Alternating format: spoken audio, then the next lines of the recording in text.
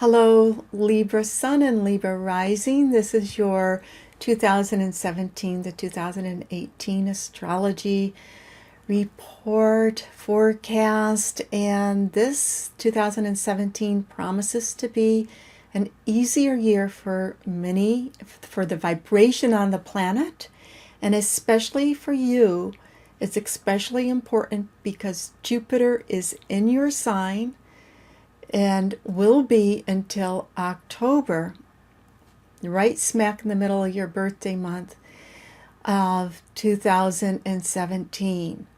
So one of the reasons why this particular year has more flow in it is out of the major planetary connections between the outer planets, planetary pictures, aspects we call them, astrologers call them, is that out of the 13, 9 are with Jupiter, okay? And Jupiter's in your sign. And that Jupiter connecting to those outer planets, and such Jupiter is the great benefic, that which represents opportunity, that represents good luck and blessings. Okay, so we start the year off with, of course, right off of that new moon in Capricorn and Mercury retrograde. Now, Mercury retrograde to start a new year, it's not really such a big deal, although it does mean it can get off to a little bit of a slow start. You want to listen to this, if you can listen to the this astrology forecast for yourself as an overview, like an overview of the energies, not only to know what's going to happen, but also how to use the influence of the energies, the support and the help of the planets. So the Mercury retrogrades, there will be 4 this year, including the one we start with. 3 of them will be in earth signs. They will be going, those retrogrades, Mercury rethinking time, will be going retrograde through the sector of your world, your chart, that is about intuition. Okay, getting in touch with your intuitive self. The last one is in a fire sign, and that one will be more about communication. But the first 3, and it starts off the new year, about connecting with that core part of yourself, that internal side, going within. And then it continues with the other ones, and the overall placement where they will go retrograde is in one way or another about intuitive. They are in the intuitive psychic houses. So what does this mean? Because thinking, Mercury is a thinking planet, it's an intellectual planet, that you can get answers from listening to your intuition. Okay? Now, we go into February as an eclipse month. And eclipses, things happen with the eclipses. Things become conscious, things become aware. Events can happen. And for you, and the eclipse patterns are changing. The lunar eclipse, February 10th, is in the full moon. It's between the house of, or the sector of your chart that represents happiness and love affairs and romance and friendships. So what it's saying to you is that something can happen that reveals to you whether or not you have the love that you want in your life. Now, you might have a great relationship. It might be totally set. But still, love comes from many places, right? Love given, love received. And it's not just about that. It is about friendships. You can hear there might be a change in one of your friends' life. There might be something where you get inspired to do something you love to do.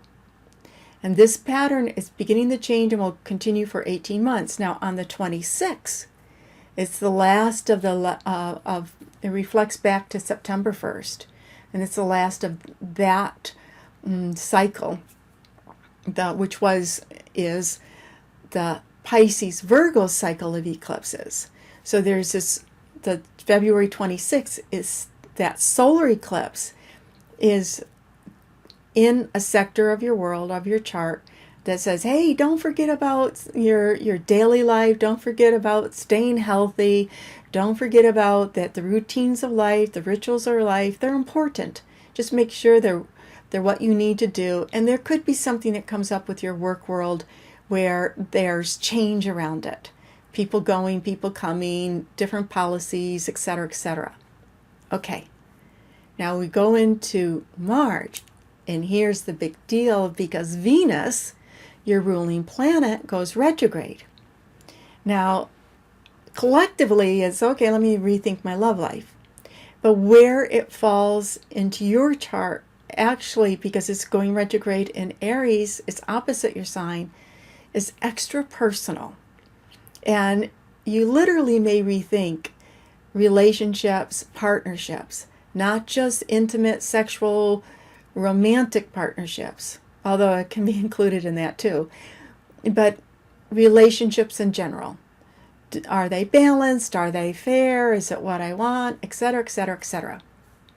And also in March, we have this explosive energy with Jupiter in your sign, opportunity, with Uranus, which is a freedom, and things happen suddenly between you and other people. And just like you could rethink relationships that are currently in your life, somebody new can pop into your life. Whether it's a romantic relationship or whether it is a relationship, a friendship type of relationship, or a business partnership. Now, there is also a Jupiter-Pluto energy in March. Jupiter-Pluto wants big things. Give me something big. I want something big, important, passionate. And Jupiter-Pluto, that combination for you, it's connected with having your own self-expression. Here, this is what I want in my world. That larger picture of me, because Jupiter's in your first house. It's in your sign. This is what I want. But Pluto underneath, there's a deep understanding of why you might have compromised in life over things that maybe you weren't being totally honest with yourself about what you wanted or didn't want. So this deep energy is like, no, this is time for me to do what I want. How do I do it? So there's a little grinding energy about figuring it out, but it's a deep rumble that can empower you. April. Mercury is retrograde. So Mercury goes retrograde, it goes retrograde again, and that intuitive sector for you. Now this intuitive sector, it's also highlighting your relationships with other people, your agreements with other people. And part of those agreements have to do with money. So there can be some rethinking about looking at your checkbook and, your income outgo at that time. And Saturn will be going retrograde that day, Saturn goes retrograde on the 6th, and then Venus goes direct on the 15th, connected with Saturn, connected from Pisces. And what that means is that there's this deep push to be serious about the type of relationships that you want that are important for you. So there's a sense of being really serious about the boundaries in relationship, the respect in relationship, what's important for you in relationship. And it also is connected with any type of healing relationships that could have wounded you in the past, and the healing that needs to be done so you can move forward. And for whatever reason, there might be some of those relationships, they may be casual type of relationships with people that you work with. Okay. Now, in May, the energy, we have this, the North Node, that, remember I said the eclipse patterns are changing? The eclipse patterns changes with what's called the North Node of the moon. It's a point. It's where to go. It's about realignment. It's been in Virgo. So collectively, they spend 18 months in one sign. collectively in Virgo, there's this global collective energy about taking care of the workers of the world, taking care of health, maybe more of a proliferation or awareness around organic or non-organic food, natural food stores, etc. Now it's going into Leo, and which is fun, following your dream, having some time to appreciate the small things in life. And maybe the small things aren't so small. Celebrating a birthday, celebrating an anniversary, celebrating graduation, celebrating getting married. Maybe they really aren't so small. That's what this is about, that they are markers, important markers in life, and they deserve to have that acknowledgement. Okay, in May we have Saturn, an exact Saturn trine Uranus. Now this energy, the energy of this year, 2017, actually started at the last of 2016. It's a precursor, and then it comes around again. So May is a time where things start to move forward. And for you, it's moving forward with the ability to speak your mind, feeling confident in yourself that you can say what's on your mind without negative repercussions, that you deserve to have a right to your opinion even if others don't agree with you, and it does not mean that you need to compromise. You respect others, they respect you. And so it's working with communication with other people and keeping those relationships harmonious. Now, there's also a very subtle energy happening in May, and it's harder to sort of see happening as an event, but you can intuitively feel it. And what it is, it's that it's an energy between Jupiter, which is in your sign, about expanding life and feeling really good about yourself and taking care of yourself. And so in June, there might be something that comes up where you realize how well or not you're taking care of your body and how you want to appear to the world. And again, it can be very subtle. It's like a quiet voice. Do I really need to be doing this? Maybe, is it time for me to start walking again or doing this? It can be subtle, but it's there. Now, in June, Jupiter, which has been retrograde since February, goes direct. And the next place it stations, like puts the brakes on to go retrograde again, it's not in your sign anymore. So between June and October 10th, this is your last time to look for and become conscious of the opportunities in your life for 12 years. And when any planet's stationed is when a planet goes retrograde or direct. It has its power point. So think about that for yourself. How do I want to, where in my life how can I grab that sense of really feeling good about myself and looking for opportunities, and then being able to take action once I see it as an opportunity. And so that energy keeps flowing. We get to August with the eclipses. And now they're really trudged in that Leo Aquarius pattern, which for you is love and be loved, give love, receive love, have fun, be fun, being with people, friendships, enjoying your lovers, really being able to have that strong in your life and balanced in your life. If you want a relationship, again, there's several times this year where relationship opportunity is popping up for you, and kind of like making relationships work in a harmonious way, in a compatible way for you.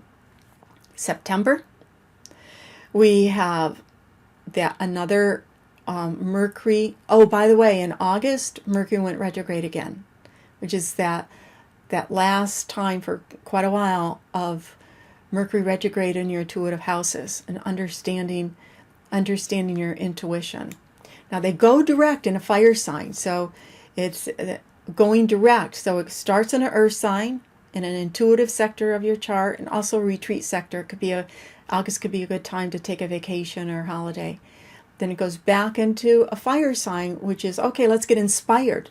So whatever you learned, whatever you rethought, then when it goes direct from the fire sign, is being inspired to actually take action.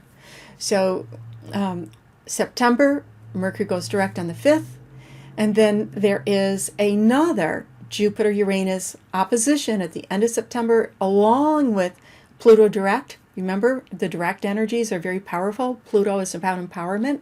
And this Jupiter-Uranus opposition is unexpected things, surprises that can open up opportunities for yourself and relationships, and finding the right balance between living your life the way you want to live it and having relationships in it and that keep life interesting and exciting, really, inspiring. Now, October, of course, the end of September, we work into your birthday time. October 10th, Jupiter goes into Scorpio. Now, Jupiter in Scorpio, it's not a bad thing. It's just it's out of your sign, because Scorpio, then it says, okay, let's get the financial part of life together.